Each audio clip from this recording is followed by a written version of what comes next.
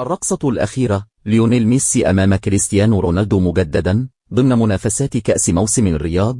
أعلن تركي آل الشيخ رئيس مجلس إدارة الهيئة العامة للترفيه في السعودية عن الاتفاق مع نادي انتر ميامي الأمريكي على مشاركة للنادي في بطولة كأس موسم للرياض، وتعتبر بطولة للرياض هي الجولة الخارجية الأولى لإنتر ميامي والمعسكر الخارجي الأول للفريق في تاريخه.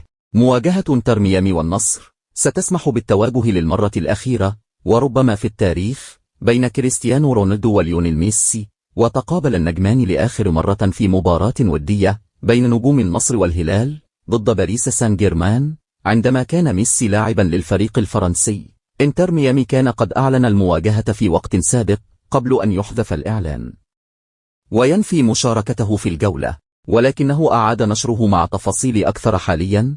وتقام منافسات كأس موسم الرياض بين فرق انتر ميامي الأمريكي والهلال والنصر بنظام الدوري، وسيبدأ انتر ميامي كأس الرياض بمواجهة الهلال متصدر الدوري السعودي يوم 29 يناير قبل أن يواجه للنصر يوم 1 فبراير. مواجهة الهلال لن تسمح لميسي لمواجهة زميله السابق في باريس سان جيرمان وبرشلونة وصديقه نيمار الذي يعاني من الإصابة بقطع في الرباط الصليبي. جمعت 36 مباراة رسمية بين رونالدو وميسي إلى جانب لقاء ودي وحيد ليصل المجموع إلى 37 مباراة.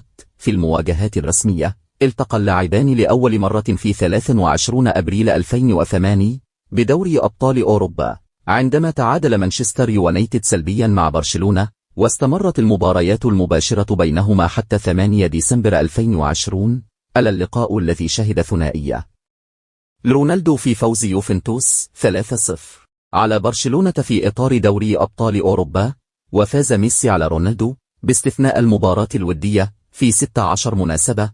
أما رونالدو اكتفى بالتفوق رفقة مانشستر يونايتد وريال مدريد ويوفنتوس في 11 مباراة، علما بأن التعادل حضر 9 مرات. وسجل رونالدو 21 هدفا مع هدفين في ودية الموسم على الرياض ليصل المجموع إلى 23. أما ميسي أحرز 22 هدفا مع هدف في ودية الموسم الرياض ليصل المجموع إلى 23 أيضا.